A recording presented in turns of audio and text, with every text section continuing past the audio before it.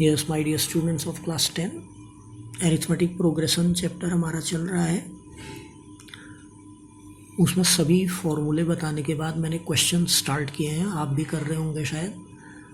और एक्सरसाइज 5.2 चल रहा था। 5.2 के कुछ क्वेश्चन आज मैं और कराऊंगा, और क्वेश्चंस कराने के बाद मैं आपको टेस्ट भी दे रहा हूँ, एक शॉर्ट टेस्ट। वो टेस्ट आप सॉल्व करने के बाद उसकी पिक्चर क्लिक करने के बाद मेरे पास ज़रूर भेजें, और टेस्ट पेपर के टॉप में अपना नाम ज़रूर लिखें, ताकि मुझे पता चले किस किस बच्चे ने टेस्ट दे दिया और कितने नहीं। जो बच्चे नहीं दे रहे हैं उनके भी मैं नाम नोट करूँगा। वैसे आप सब अच्छे बच्चे हैं, सब काम करके टेस्ट सबमिट करेंगे टेस्ट पेपर, और नाम आप ज़रूर लिखें ताकि मुझे पता चले।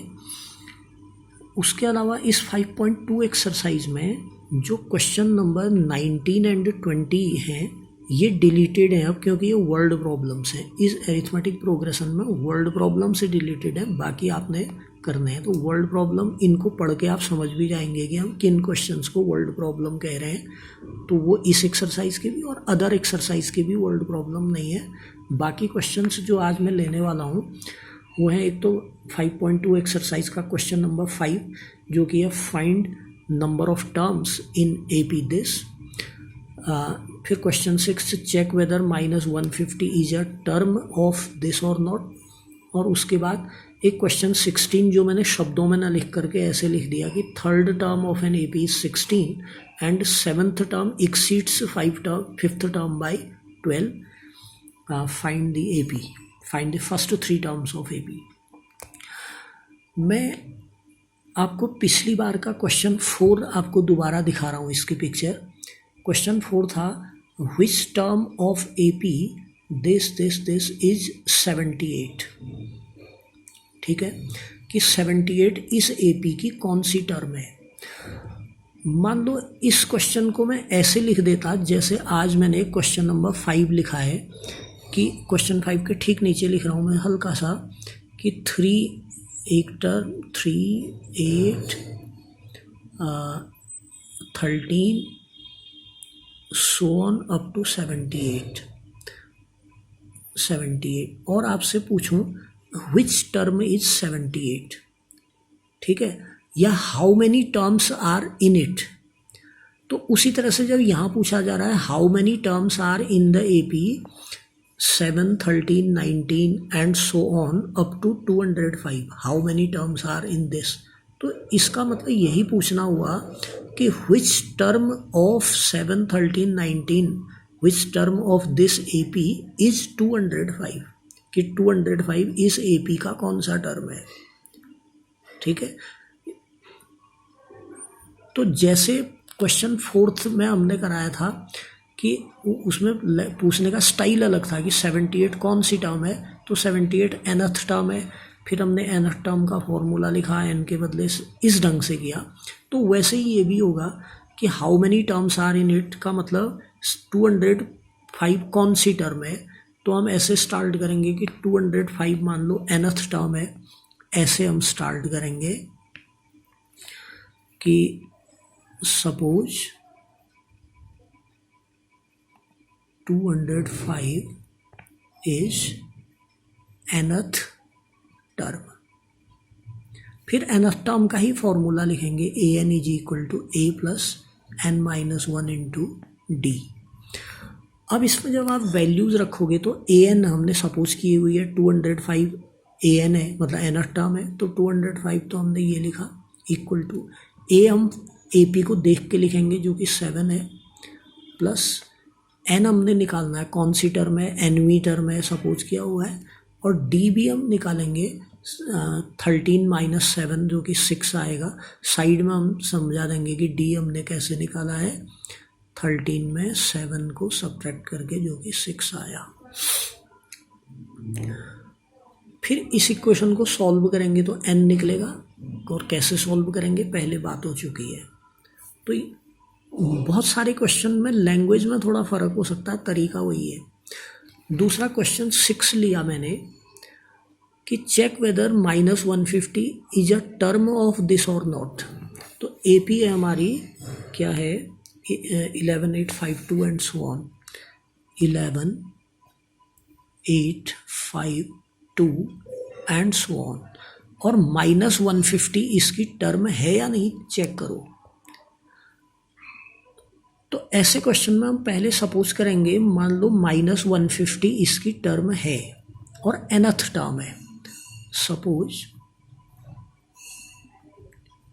-150 is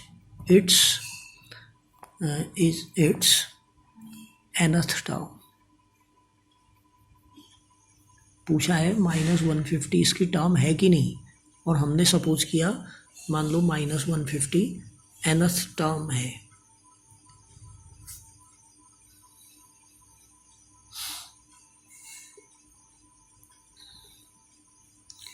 suppose -150 is its nth term. ये पता नहीं कैमरा बीच में धुंधला सा हो जाता है बच्चों को, जैसे बिल्ली आंखें बंद करती है ना आराम कर रही हो तो वैसा कर देता है ये camera. Suppose -150 is its nth term. फिर nth टर्म का ही फॉर्मूला लिखेंगे, an is equal to a plus n-1 into D. अब इसमें वैल्यूज रखेंगे तो -150 is equal to 11 plus n हमने निकालना है -1 इंटू डी. डी हमारा -3 है. इस बार डी और केयरफुली निकालना है. डी कैसे निकला आपका 8 - 11 equal to -3. Any term minus previous term करना है ना. प्रीवियस टर्म बड़ी है तो इसलिए नेगेटिव आया. अब इसे सॉल्व होते देखो, और -150 is equal two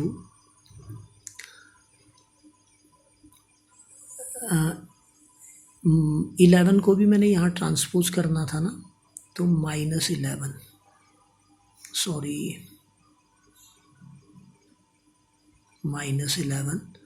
equal to n-1 into -3. ये 11 इधर ट्रांसपोज हो गया. अब ये दोनों के सेम साइन है तो टोटल होगा -161, साइन नेगेटिव रहेगा, इक्वल टू n-1 इंटू -3. अब -3 को अपॉन में लाएंगे तो -161 upon -3 is equal to n-1. अब जब आप इसे डिवाइड करोगे तो 80 पॉइंट समथिंग आएगा. ठीक है, माइनस से माइनस तो कैंसिल हो गया, बाकी डिवाइड करोगे तो 80 ये 3 5 जा 15 3 5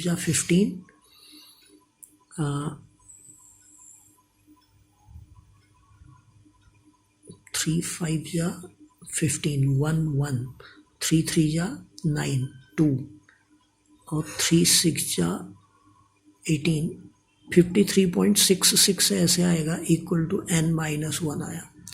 अब आप -1 को ट्रांसपोज करोगे तो 54.66 हो जाएगा.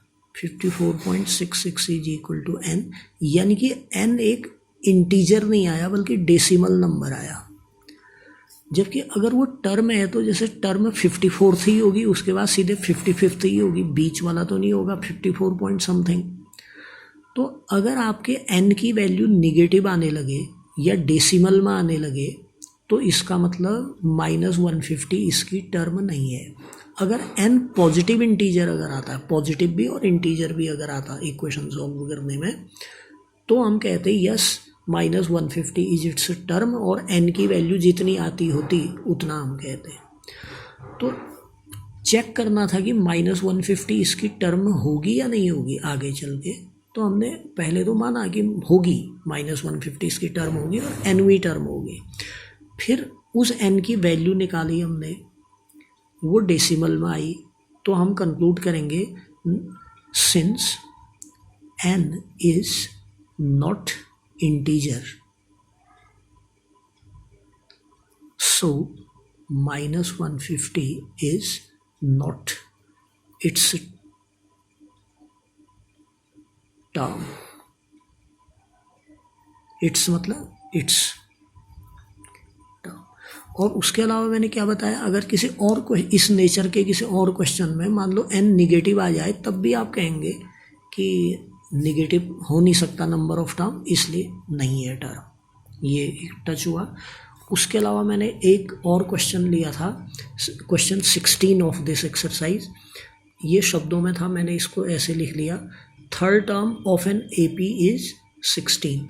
तो आप third term of an AP is 16 को ऐसे ही लिखेंगे, A3 is equal to 16, third term of an AP is 16 and seventh term exceeds fifth term by 12। तो उसको हम ऐसे लिखेंगे symbolically, seventh term exceeds fifth term by 12। ये दो बातें हैं, ठीक है। और ये इस हिसाब से लिखा गया है, जैसे मान लो मैं अगर कहता हूँ कि 10 एक्सीड्स 8/2, तो इसका मतलब 10 - 8 = 2 है। 10 एक्सीड्स 8/2, 10 8 से 2 ज़्यादा है, मतलब 10 और 8 का डिफरेंस 2 है। जो एक्सीड करता है पहले आएगा, 10 एक्सीड्स 8/2। तो उसी तरह से जब क्वेश्चन ने कहा seventh term exceeds fifth term by 12, तो लिखा ऐसे गया। अब इनको अपने फॉर्मूले इनकी जगह पे लाओ, जैसे A3 का फॉर्मूला क्या है, A+2D। तो A+2D फॉर्मूला तो आप अब समझ गए ना, थर्ड टर्म लिखना है तो A+2D इज इक्वल टू 16। ये एक इक्वेशन हो गई। एंड उसी तरह से A7 और A5 की वैल्यू भी आप रखेंगे। A7 क्या होगा, A प्लस कितना D, 6D, 7 से 1 छोटा, माइनस A5 होगा A+4D। और ये अब ब्रैकेट में लिखना पड़ेगा क्योंकि बाहर माइनस साइन है। इसको भी आप ब्रैकेट में लिख दो तो अच्छी बात है, इसको तो न भी लिखते चलता है क्योंकि बाहर प्लस है, लेकिन इसमें कंपल्सरीली ब्रैकेट लिखना है, इज इक्वल टू 12। अब ये तो ऑलरेडी सिंप्लीफाइड है, इसको सिंप्लीफाई करना पड़ेगा। तो इसमें आप आगे बढ़िए, A+6D सिंप्लीफाई मतलब ब्रैकेट खोलिए, फिर -A - 4D is equal to 12। A से A कैंसिल हो गया, 2D इज इक्वल टू 12 आया, फिर D इज इक्वल टू 6 आ गया, ठीक है। D की वैल्यू आप इस इक्वेशन में पुट करेंगे, putting for D in equation 1, और इसका नंबर भी यहाँ डाल दो, इक्वेशन 1। तो इक्वेशन 1 में D के बदले आप 6 पुट करेंगे, तो A+2 × 6 इक्वल टू 16। इससे A is equal to, orally कर लीजिए आप, मेंटली कर लीजिए, 4 आ गया, 6 2 या 12 हो गया, 12 उधर चला गया, 16 - 12 4, तो A 4 आ गया। तो आपके पास A is equal to 4 and D is equal to 6 आया। अब क्वेश्चन था राइट AP का मतलब इसके शुरू के 2-3 टर्म लिखो, छोड़ दो। वैसे उसने लिखा है right first 3 terms of AP। कई बार राइट AP भी क्वेश्चन होता है, राइट द AP। तो AP जब लिखेंगे तो हम AP इज, फर्स्ट टर्म है 4, तो फर्स्ट टर्म 4 हो गई। अब इसमें D जितना है वो ऐड करेंगे तो अगला टर्म आया, 4 में 6 ऐड करके 10, फिर इसमें 6 ऐड कर दिया 16, 3 टर्म्स ऑफ AP लिख दिया। अब डॉट डॉट डॉट करोगे तो आपने AP लिख दिया। अब बाकी क्वेश्चन भी इसी टाइप के हैं, आप इन सबको कीजिए, जिसमें डिफ़िकल्टी है आप पूछिएगा, उनको मैं परसों कराऊंगा। और आज जो मैं एक शॉर्ट टेस्ट दे रहा हूँ, इस टेस्ट का मकसद है कि आप टच में हैं कि नहीं टॉपिक के। तो ये 3 छोटे से क्वेश्चन हैं, आप उन्हें सॉल्व कीजिएगा। सिर्फ 3 इसलिए दिए कि हर बच्चा पिक्चर क्लिक करे और मेरे पास भेजे, और नाम ज़रूर लिखे टॉप में कि ये कौन बच्चा है। मैं नाम नोट करूँगा कि कितनों ने सबमिट किया, फिर पता लगेगा कि कितनों ने नहीं सबमिट किया, फिर ज़रा उनसे बात करेंगे। Thank you very much.